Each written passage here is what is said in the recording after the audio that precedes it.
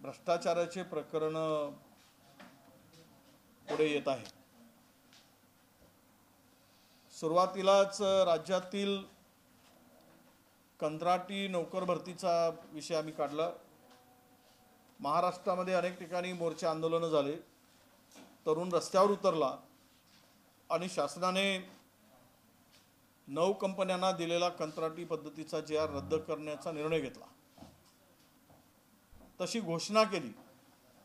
परंतु प्रत्यक्ष GR काढताना या 9 कंपन्यांच्या फायद्यासाठी सरसकट रद्द न करता या 9 कंपन्यांना पुढील 9 महिन्याची मुदतवाढ दिली। जो 9 महिन्याची मुदतवाढ का दिली? कारण या सगळ्या कंपन्यांमध्ये सरकारचे लागेबांधे आहेत, सरकारमधील लोकांचे आणि नेत्यांचे लागेबांधे यामध्ये आहे। म्हणूनच या कंपन्यांना कंत्राटी भरतीचा घोषणा करून आदेश न काढता महाराष्ट्रातील बेरोजगार तरुणांना फसवण्याचं काम या सरकारने केलेलं आहे। आंदोलन भडका घेत होता, आंदोलन पेटलंय आणि त्यातून हवा काढण्यासाठी खोटी माहिती सरकारने प्रसार माध्यमाच्या पुढे येऊन जनतेपर्यंत किंवा तरुणापर्यंत दिली। आणि या सर्व परिस्थितीमध्ये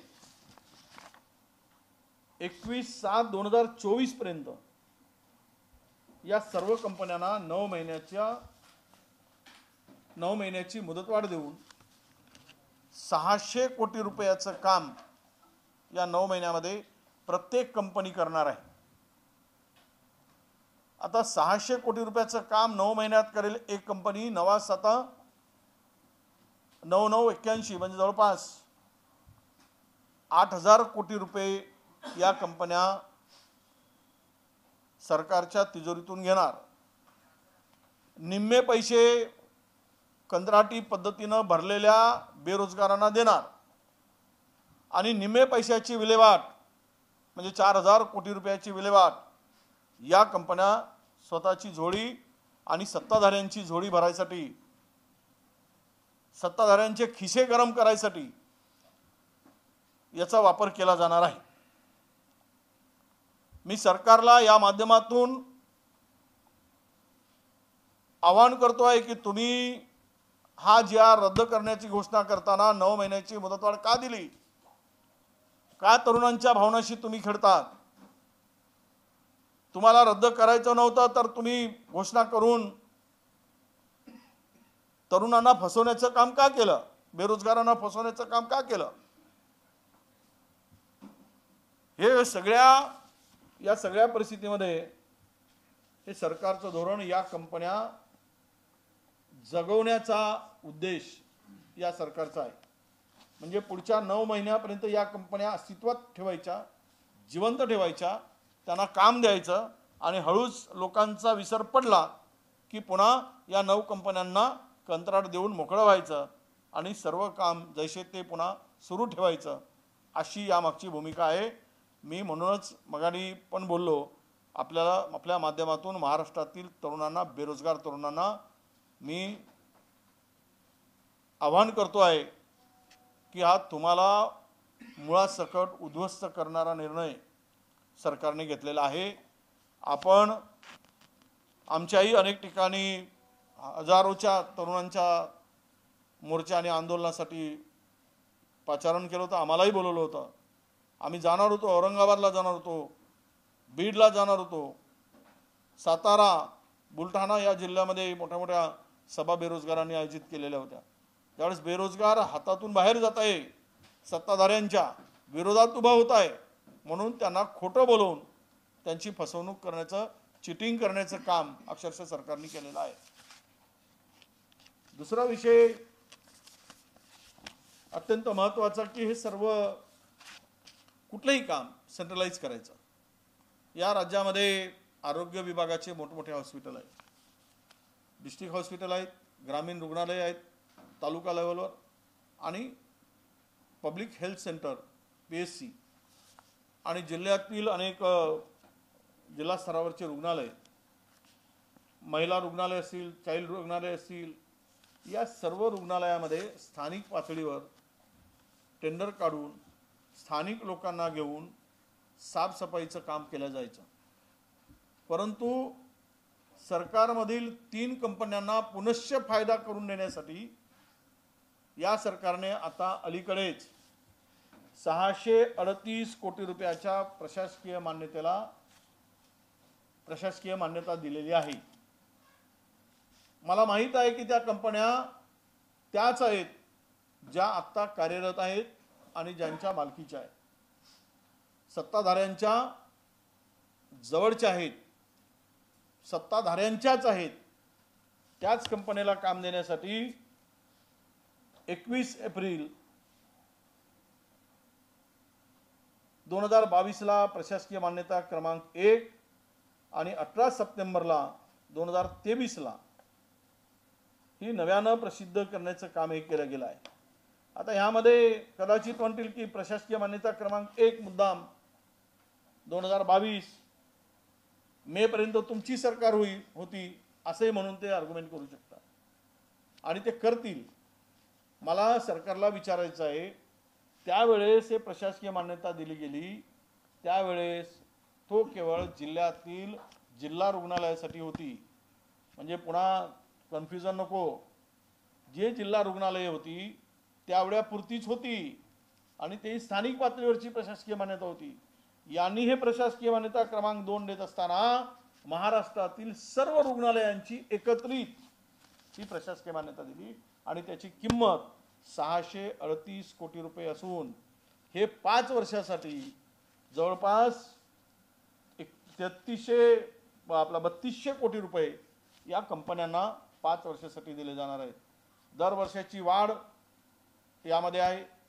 ज्या पद्धतीनं तुमचा मिनिमम वेजेस वाढतील त्या पद्धतीनं त्याच्यात वाढ होईल आणि सर्व्हिस टॅक्समध्ये वाढ करतील. 18% सरकारच्या तिजोरीतून लुटले जाणार आहेत आणि या 18%मधून सर्व्हिस चार्जच्या माध्यमातून आणि बेरोजगारांना, सफाई कामगारांना 18,000 रुपये दाखवून त्यांच्या हातात 9,000 रुपये दिले जाणार आहेत आणि 9,000 रुपये ते आणि 18% सर्व्हिस चार्ज अशा पद्धतीनं निम्म्यापेक्षा अधिकची रक्कम ही मंडळी आपल्या घशात घालणार आहे, सत्ताधाऱ्यांच्या घशात जाणार आहे. म्हणजेच कंत्राटी पद्धतीचा अवलंब करून कंपन्यांचं पोट भरणं, सरकारने स्वतःची खिशे गरम करणं आणि प्रचंड मोठा भ्रष्टाचार करणं. या रकमा वाढवत असताना साधारणतः आपल्या मागच्या खर्चापेक्षा 7 पट अधिक खर्च यामध्ये या निविदेच्या माध्यमातून होणार आहे. 7% अधिक, म्हणजे आत्ता जो होतोय त्याच्यापेक्षा 7% 7% नाही,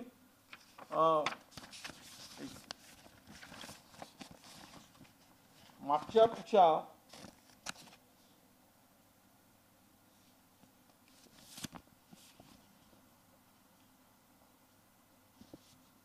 म्हणजे 638 कोटी होणार आणि हे काम मागच्या वेळेस 139 कोटी रुपयामध्ये झालेलं होतं.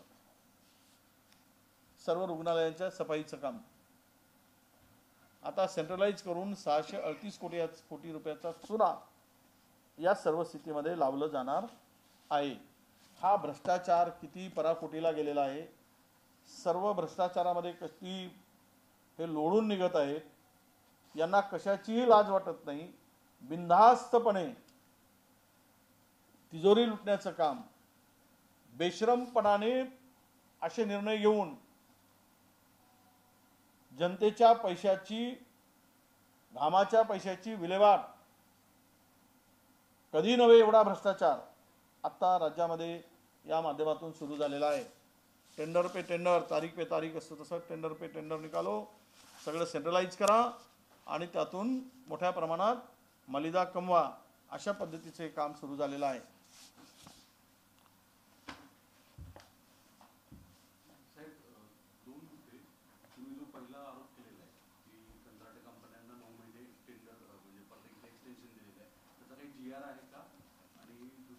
तो जे आर आहे जे आर काही दिवसांपूर्वी राज्याचे डीसीएमने प्रेस कॉन्फरन्स घेतली होती. त्या प्रेस कॉन्फरन्सच्या नंतरचा हा जे आर आहे दुसरं की ते आरोग्याचं तुम्ही सांगितलेलं आहे. हा जे आर आता 31 ऑक्टोबर 2023ला आहे. यामध्ये शेवटच्या हे हा जे आर आहे, या जे आरच्या शेवटच्या पॅरामध्ये म्हटलेला आहे, ज्या शासकीय विभागांनी कार्यालयांनी विभागाच्या 6/9/23च्या रोजीच्या शासन निर्णयाच्या आधारे मनुष्यबळाच्या सेवा घेतल्या असतील किंवा घेणार, त्या विभागांनी कार्यालयातील 13/21/10/23 पासून 9 महिन्याच्या आत मनुष्यबळाच्या सेवा प्रशासकीय कामकाजावर परिणाम होणार नाही अशा रीतीने संपुष्टात आणाव्यात. मुद्दा असा की त्यांनी या कंपन्यांचं कॉन्ट्रॅक्ट रद्द केलं होतं, त्यानंतर काही सत्ताधारी आमदारांशी संबंधित कंपन्या, त्यामुळे असं घुमजाव करावं लागलंय. सत्ताधाऱ्यांचेच आहेत या कंपन्या. या सर्व कंपन्या सत्ताधाऱ्यांशी संबंधित आहेत. पुण्यातला एक आमदार, मुंबईतला एक आमदार, कोल्हापूरच्या मंत्र्यांचा नातेवाईक, हे सर्व यात आहे. मोठ्या प्रमाणात हे आहे. पुण्यातील एक पुन्हा मोठा ठेकेदार आहे. या सगळ्यांच्या नातेवाईकांच्या सगळ्या कंपन्या आहेत आणि त्याचा लाभ या सगळ्यांना मिळणार आहे. म्हणूनच तर एकदा जी आर रद्द केल्यानंतर परत त्याला 9 महिन्याची मुदतवाढ देण्याची गरज काय? म्हणजे धुळपे काही शुद्ध.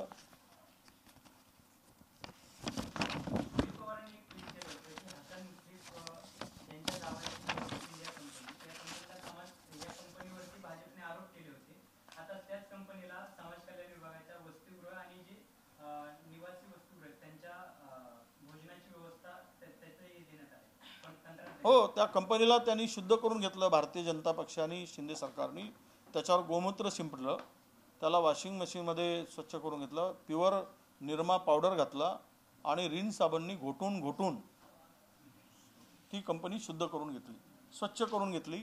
म्हणूनच त्यांना पुन्हा काम दिलं.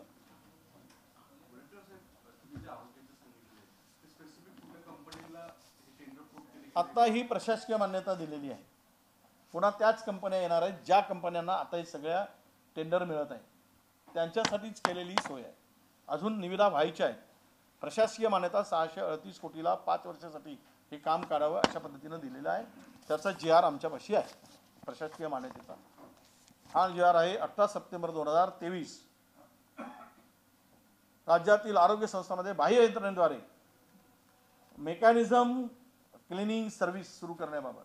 म्हणजे माणसाचा हात काढून घ्या आणि माणसाच्या हातातलं काम काढा, मशीन लावा.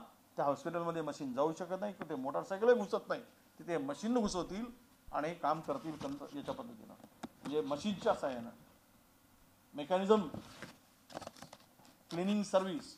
काय कसं सुंदर नाव देतात.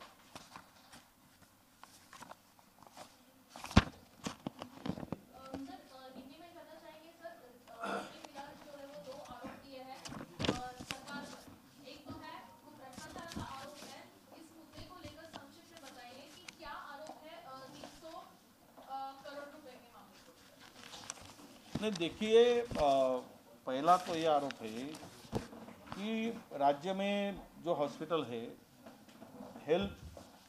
पब्लिक हेल्थ डिपार्टमेंट के, वो पूरी तरह से मैन पावर से इनका क्लीनिंग चलता था और वहाँ के लोकल लोगों को ये काम मिलता था, बेरोजगार इसमें काम करते थे. अभी इस पूरे हॉस्पिटल को सेंट्रलाइज करके 638 रुपये का टेंडर निकाला गया है या प्रशासकीय मान्यता दी गई है. अब ये मैकेनिज्म सिस्टम से सर्विस करके, क्लीनिंग सर्विस करके इसके नाम से ये टेंडर निकाला है. ये टेंडर में 31 अक्टूबर ये टेंडर जो निकाला गया है अभी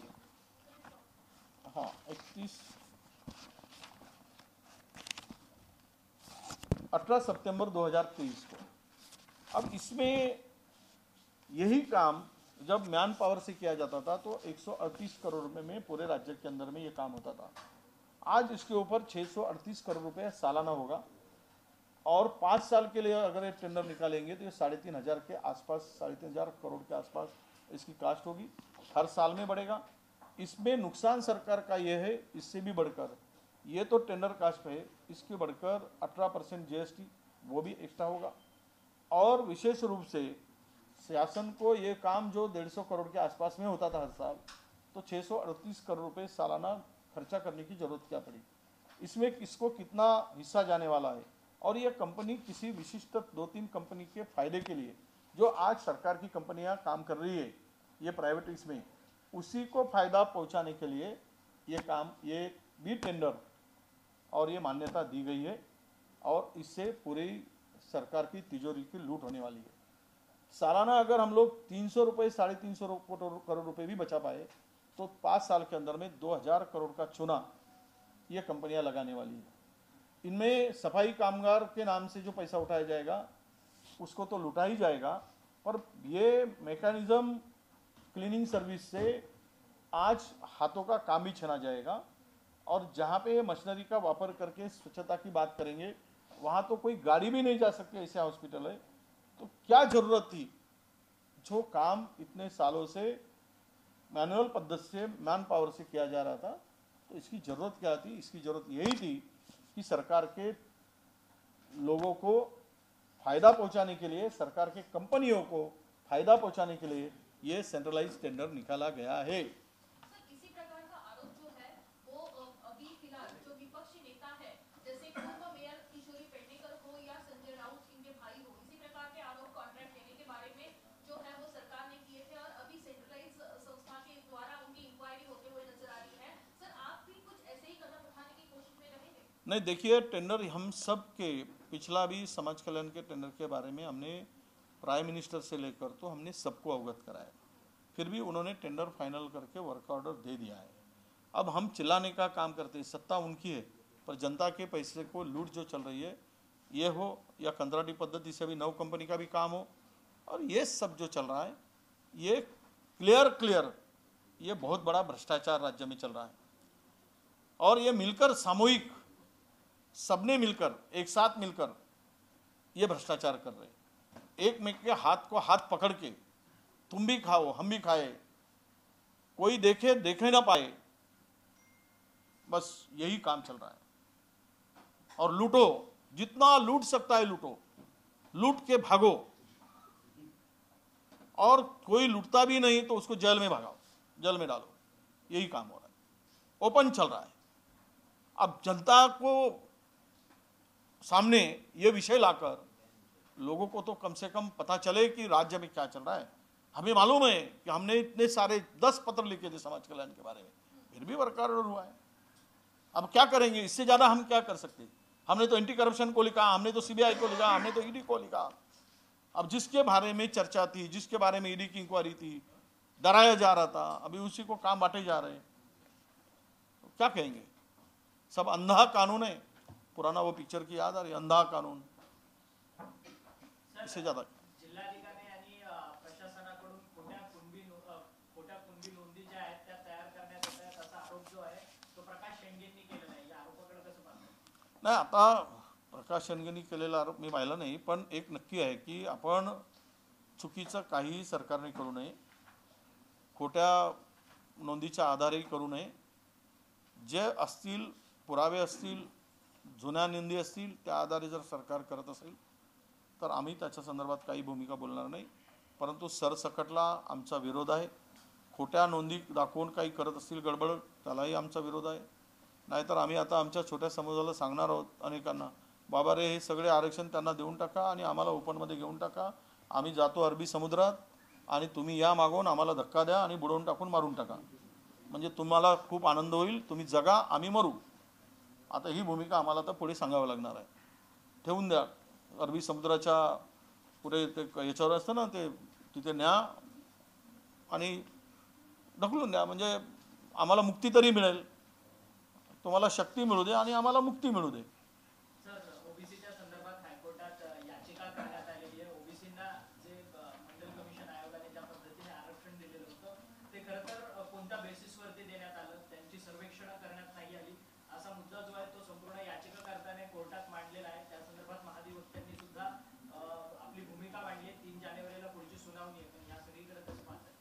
बघूया आता, कोणी 150 आणा, कोण गेलाय काय, जाऊ द्या त्याला, त्या जो जातो आहे ते कोर्ट निर्णय घेईल, त्याला संविधानिक आहे की नाही, त्याला काय मंडल आयोगाने किंवा संविधान लिहिताना बाबासाहेबांनी जे 50%ची तरतूद केली होती ओबीसीसाठी आरक्षणाची, आता हे संविधानाला चॅलेंज करणारे काही महाभाग आहेत ज्यांना काहीच अक्कल नाही, तो आपला सांगतोय की आम्हाला अमुकच भेटलं पाहिजे ना आम्हाला तमुकच भेटलं पाहिजे. तर हे म्हणजे लाठी हातात घेऊन घाबरवण्याचं जर काम करत आहेत, ठीक आहे, तुम्हारी लाठी भी एक दिन टूटेगी, कितने दिन लाठी बताओगे. देश विदेशातील प्रत्येक घडामोडींचे लाईव्ह अपडेट मिळवण्यासाठी आता साम टीव्हीच्या सर्व सोशल मीडिया प्लॅटफॉर्मला लाईक, फॉलो आणि सबस्क्राईब करा. तसंच सर्व नोटिफिकेशनसाठी बेल आयकॉन प्रेस करायला विसरू नका.